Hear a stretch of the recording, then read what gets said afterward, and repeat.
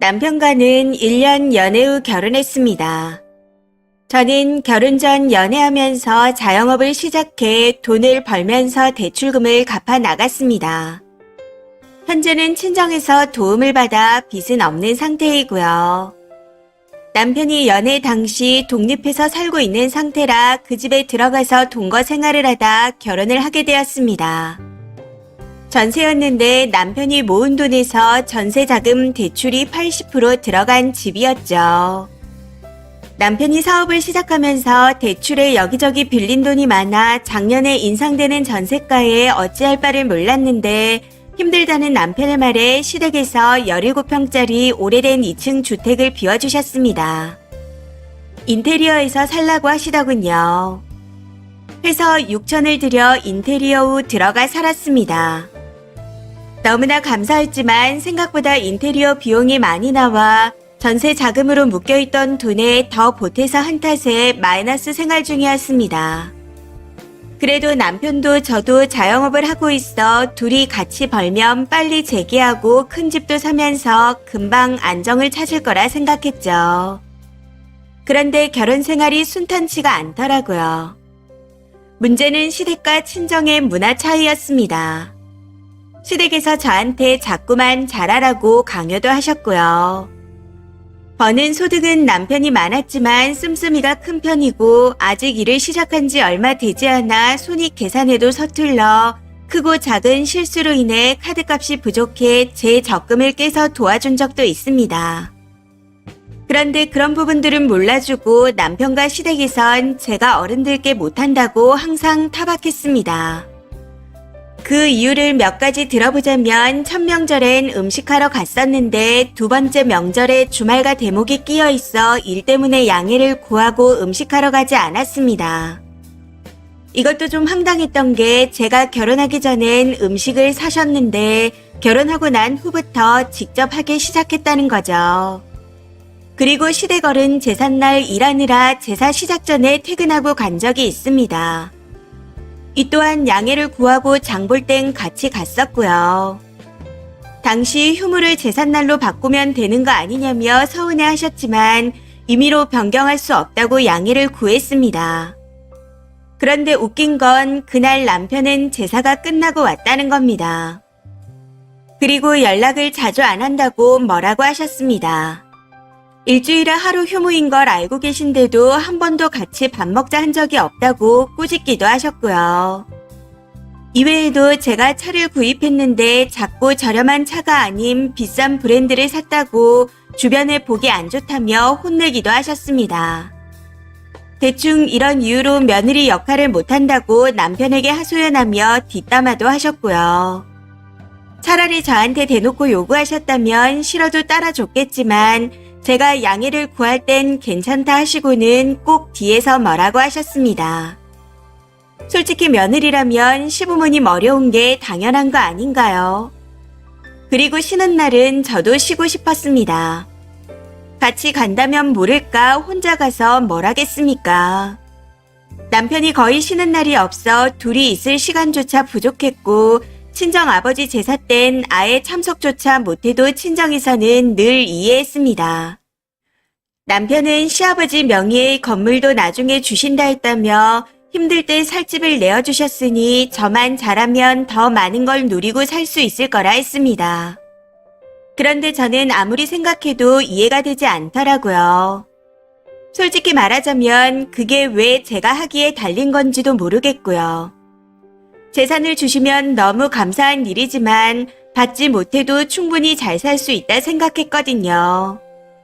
문제는 그런 핑계로 저 모르게 시댁에 돈을 빌려드리고 고가의 선물을 하게 된 걸 제가 알게 되었고 그 일이 몇 차례나 반복돼서 크게 싸웠다는 겁니다. 더 이상 남편 명의로 대출이 어려울 정도로 자금이 막혀있는 상황인데 혼자 저러고 있으니 당연히 화나지 않겠나요? 그런 와중에도 남편은 제가 시댁을 잘 못하고 버릇없이 굴면서 며느리 역할을 못한다는 이유로 계속 저를 비난하고 가스라이팅 하더라고요. 저는 제 나름대로 잘하려고 노력했지만 시부모님은 더 많은 걸 바라셨습니다. 안 그래도 많이 힘든 상황에서 본인 부모님께 드린다고 마이너스 생활임에도 불구하고 자꾸 돈 거래를 하는 남편에게 믿음이 깨져버렸습니다. 시어머니는 당신이 살아온 것처럼 저만 참고 살면 나중에 다 잘 될 거라 하시는데 저는 그렇게 살고 싶지 않았습니다. 제가 가정주부에 넉넉하게 생활비를 받아 생활한다면 모를까 멀쩡하게 직업을 가지고 맞벌이하며 집안일도 감당하고 있는데 여기서 뭘 더 바라는지 모르겠습니다. 남편은 본인이 어릴 때 부모님께서 힘들고 귀하게 키워주신 점을 강조하며 무조건 잘해야 한다고 합니다. 결혼은 집안 대 집안의 만남이니 제가 시댁의 요구대로 맞춰주는 게 본인을 사랑하는 표현이라고 하네요. 친정은 바라는 게 하나도 없고 시댁은 바라는 게 너무 많았습니다. 저는 두 사람의 집안이 만났기에 서로 절충하고 남편은 아내의 입장에서 아내는 남편의 입장에서 각자 집안에 잘 적응할 수 있게 도와야 한다고 생각했습니다. 그런데 남편은 서로의 집안을 무조건 맞춰주면 된다고 생각하더군요. 저도 마찬가지로 부모님께 잘하는 건 좋다고 생각하지만 본인이 먼저 일어서서 도움 없이 잘 살 수 있을 때 보답하는 게 맞다고 생각했습니다. 부지런하게 모아 빚부터 없애고 같이 누리며 살면서 부모님께 잘하고 싶은 거였죠. 저도 부모님께서 힘들게 키워주셨으니 보답하고 싶은 마음은 남편과 똑같습니다. 그렇지만 시댁과 남편의 방식은 너무나도 대책 없어 보이더라고요. 너무나 다른 가치관과 시댁의 무리한 요구로 인해 매일 싸우다시피 하게 되었고 결국 서로 버티지 못하고 이혼하기로 했습니다. 그런데 헤어지기로 한 이후부터 남편이 자꾸만 이상한 소리를 하더라고요. 남편이 사업을 시작할 때 제 가게 담보로 내준 대출에 대한 돈과 제가 타고 있는 차 명의를 요구했는데 그걸 다 해줬으니 본인은 저를 배려해줬답니다. 그러면서 제가 짐을 정리하고 나올 때 미처 버리지 못한 것들과 쓰는 물건 이외의 것을 챙겨 나오지 않은 점, 금반지나 목걸이 등 돈 되는 것들만 챙겨 나간 점 등을 이유로 돈돈거리며 제가 속물이라고 합니다. 거기다 본인 부모님에게 제가 못 맞춰줘서 헤어지는 거라며 자꾸만 저를 비난하고 있습니다. 이미 관계를 정리하기로 한 시점에서 그게 뭐가 중요하나 하시겠지만 남편이 남을 가르치는 직업이라 언변이 좋아 제가 설득당할 때가 많았습니다. 그런 사람이 자꾸만 파탄의 원인이 저에게 있다는 말을 해대니 정말 내가 문제인 건가 하는 생각이 들기 시작하네요. 너무 상처되고 안 좋은 생각만 하게 되는 것 같아 답답한 마음에 글을 써봅니다. 남편의 말이 사실이 아니라는 걸 알고 있지만 다른 분들의 의견을 들어보고 싶어서요. 긴 글 읽어주셔서 감사합니다. 댓글입니다. 첫 번째, 결혼 전 명절 음식을 사서 하더니 일꾼 들어왔다고 직접 했다고요. 제 동창 얘기가 생각나네요. 지자체 땅이 좀 있는데 아들한테 거의 몰빵해서 줬다는 이유로 시민권자 며느리가 있을 때 명절 음식을 다 했답니다. 그런데 자녀들이 미국으로 유학 갈 때 며느리가 같이 간 이후부터 명절 음식은 갈비 하나에 김치 하나 놓고 먹는다고. 재산을 빌미로 자꾸만 요구하는 거잖아요. 정작 제대로 해준 건 없으면서.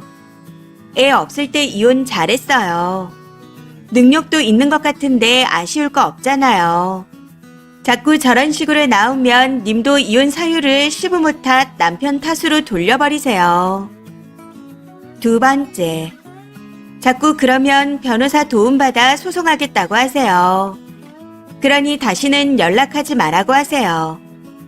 그리고 이혼할 때 챙길 수 있는 건 죄다 챙겨 나오면 됩니다. 직접 상대하지는 마시고요. 사람이어야 상대를 하죠. 세 번째, 주위에 이혼한 사람들 말을 들어보면 이혼할 때 마음이 약해져서 덜 챙겨오지 말고 확실하게 챙겨서 이혼하라고 하더라고요. 그래서 저도 몇 달 전에 이혼할 때 정확하게 다 챙겨 나왔습니다. 지금은 혼자서 일하면서 너무 편안한 삶을 살아가고 있어요. 그 사람이 욕하던 말던 뭔 개가 짖나 하고 흘러버리세요. 앞으로의 삶의 의미를 두자고요.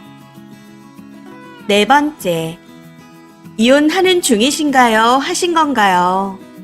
님 남편처럼 남 탓하는 거 좋아하고 언변으로 가스라이팅 하려고 하는 거라면 님도 어벙하게 넘어가지 말고 답장 대꾸도 하지 마세요. 빌미를 주지 말라는 거죠. 차라리 이혼 전문 변호사 상담을 받으세요.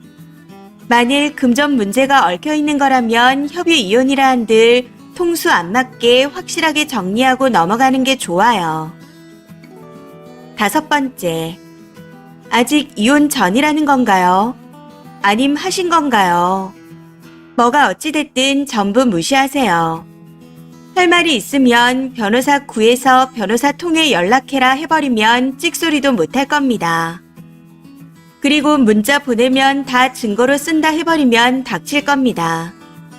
이후에도 계속 연락이 온다면 연락 오는 거 모두 녹음해 캡처해 두시고 스토킹으로 고발하세요. 이번 사연은 여기까지입니다. 시청해 주셔서 감사합니다.